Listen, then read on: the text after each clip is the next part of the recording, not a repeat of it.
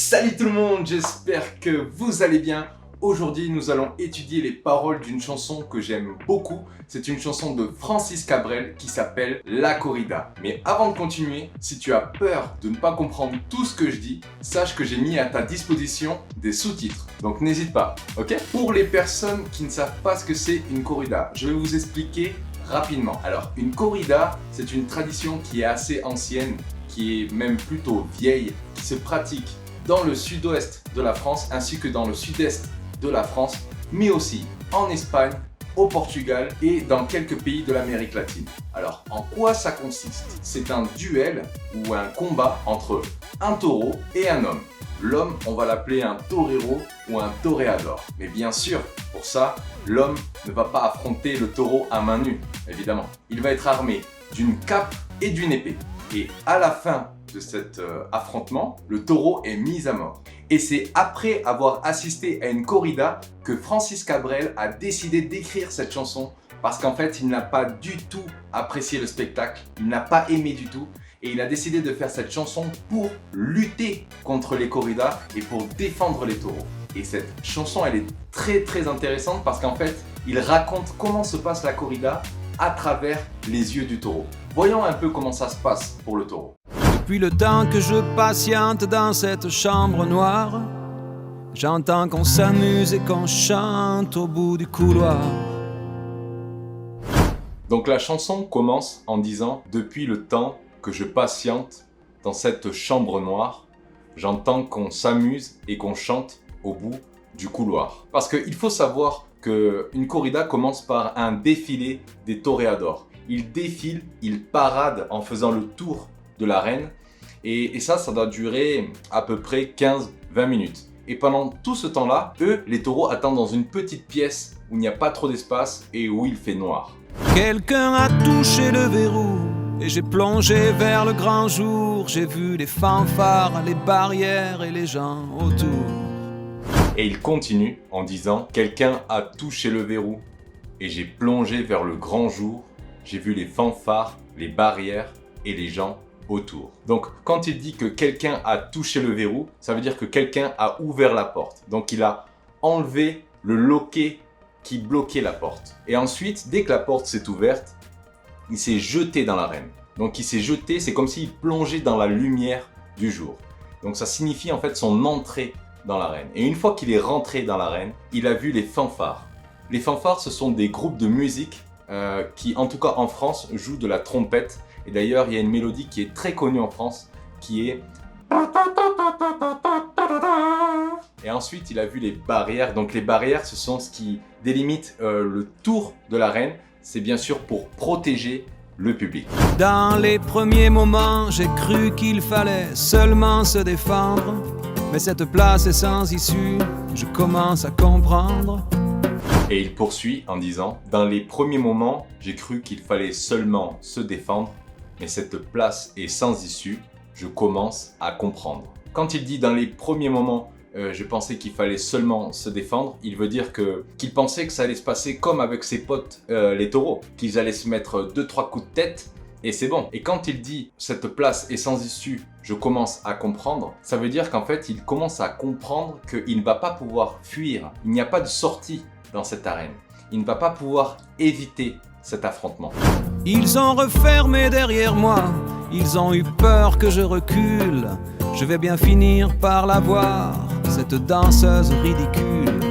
Puis il dit « Ils ont refermé derrière moi, ils ont eu peur que je recule. Je vais bien finir par la voir, cette danseuse ridicule. » Parce qu'il faut savoir en fait que lorsque le taureau rentre dans l'arène, en suivant, il referme la porte derrière lui pour qu'il ne puisse absolument pas éviter ce combat. Et quand il dit « je vais bien finir par la voir, cette danseuse ridicule », c'est un petit peu pour se moquer du toréador parce que déjà il est vêtu d'un costume assez moulant, même très moulant, très près du corps, qui ressemble à un costume de danseur, mais aussi il a une attitude de danseur parce qu'il est très maniéré, un peu comme les danseurs de tango. Il a une posture très droite et très cambrée comme un danseur.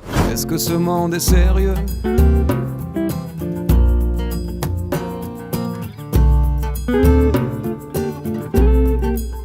Est-ce que ce monde est sérieux? Maintenant, il va répéter 2 fois le refrain « Est-ce que ce monde est sérieux ?» Là, pour moi, il a clairement voulu décrire le sentiment d'incompréhension du taureau. Parce que si on doit résumer la situation, avant cette corrida, le taureau était tranquillement dans sa prairie avec ses copains les taureaux, ses copines les vaches, il broutait de l'herbe et je pense qu'il était plutôt heureux. Et puis d'un coup, il se retrouve dans une petite pièce, très petite, où il n'y a pas de lumière. Et puis quand il sort de cette pièce, il se retrouve au milieu de l'arène à devoir affronter un torero et en plus il ne peut pas fuir. Andalousie, je me souviens les prairies bordées de cactus. Je vais pas trembler devant ce pantin, ce minus. Et il enchaîne en disant « Andalousie, je me souviens les prairies bordées de cactus. Je vais pas trembler devant ce pantin, ce minus. » Donc là, il se rappelle de sa vie passée en Andalousie. Et on sait très bien qu'en Andalousie, il fait très très chaud. Il n'y a pas beaucoup de vie, il n'y a pas beaucoup de verdure. Il n'y a pas beaucoup d'habitation. Et donc il se dit « Ok, je viens d'un endroit où la vie est dure. Donc je n'ai aucune raison de trembler devant ce pantin, ce minus. » Et quand il dit minus, ça veut dire en fait qu'il est très petit. Il est tout petit et donc pour lui, il est insignifiant. Il n'a aucune raison d'avoir peur de ce torero. Je vais l'attraper, lui et son chapeau, les faire tourner comme un soleil. Ce soir, la femme du torero dormira sur ses 2 oreilles. Et il poursuit en disant « Je vais l'attraper, lui et son chapeau, les faire tourner comme un soleil. Ce soir, la femme du torero dormira sur ses 2 oreilles. » Donc en fait, je ne sais pas pourquoi, je ne peux pas vraiment vous donner d'explication à ça, mais parfois, le torero a un chapeau. Donc parfois il a un chapeau, parfois il n'a pas de chapeau, je ne sais pas trop pourquoi. Et quand il dit qu'il va l'attraper lui et son chapeau et les faire tourner comme un soleil, ça veut dire qu'il va les percuter et le torero va faire comme un soleil. Donc il va le faire tomber à la renverse, il va le renverser complètement. Et quand il dit ce soir la femme du torero dormira sur ses 2 oreilles, c'est une expression. Quand on dit que je vais dormir sur mes 2 oreilles, ça veut dire que je vais dormir paisiblement. Je vais dormir sans problème dans ma tête, tranquillement. Je vais bien dormir. J'en ai poursuivi des fantômes, presque touché leurs ballerines. Ils ont frappé fort dans mon cou pour que je m'incline. Et après le 2e refrain, il dit « J'en ai poursuivi des fantômes, presque touché leurs ballerines.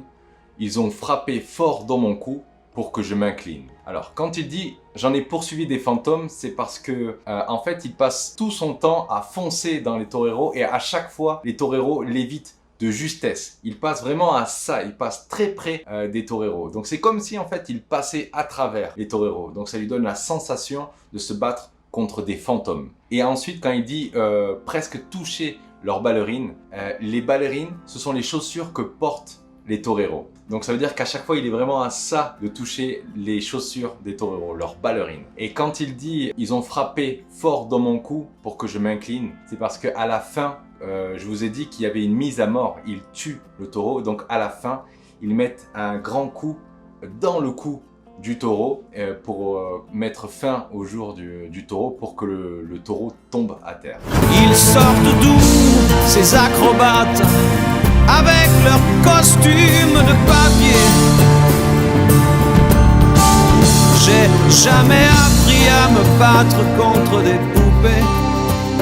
Ensuite, il dit « Ils sortent d'où ces acrobates avec leurs costumes de papier? J'ai jamais appris à me battre contre des poupées. » Alors, il faut savoir que pendant la corrida, ok, il y a les toreros qui, eux, plantent des lames tout au long de la corrida pour blesser, pour affaiblir le taureau, mais il y a aussi des acrobates qui réalisent des figures au-dessus du taureau. Donc ils font des évitements et ils sautent par-dessus le taureau en faisant des figures acrobatiques. Et quand il dit « j'ai jamais appris à me battre contre des poupées », c'est encore une fois pour décrire ce sentiment d'incompréhension parce que le taureau n'a jamais appris à se battre contre des toreros alors que eux, ça fait des années qu'ils s'entraînent pour se battre contre des taureaux.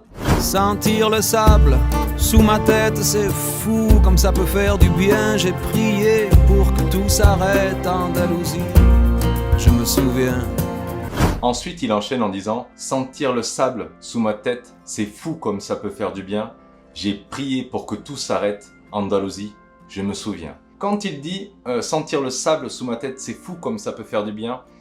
C'est parce que lorsqu'il tombe, lorsqu'il succombe par rapport au coup d'épée des toreros, il tombe à terre et donc du coup il rentre en contact avec le sable de l'arène et il est clairement soulagé parce qu'il se dit ok, je vais enfin mourir, je vais arrêter de souffrir. Et donc quand il dit j'ai prié pour que tout s'arrête, ça veut dire qu'il a prié, il voulait vraiment que tout ça arrête, il voulait mettre fin à cette corrida. Par rapport à Andalousie, je me souviens, on dit que quand on va mourir, on voit sa vie défiler.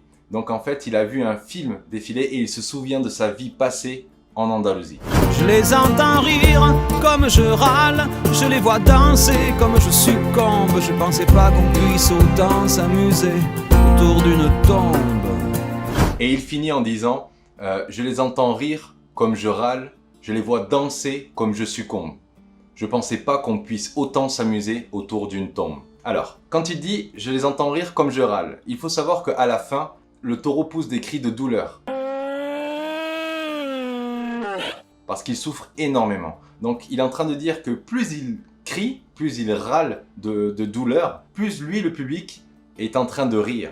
Et il les voit danser comme il succombe. Donc ça veut dire qu'il danse autant que lui est en train de mourir. Et lorsqu'il dit « je pensais pas qu'on puisse autant s'amuser autour d'une tombe », c'est l'endroit où on enterre les morts. Et donc, il est en train de décrire une situation assez paradoxale. En tout cas, pour ma part, c'est quelque chose que je ne comprends pas. Comment on peut être heureux alors que l'animal est en train de mourir.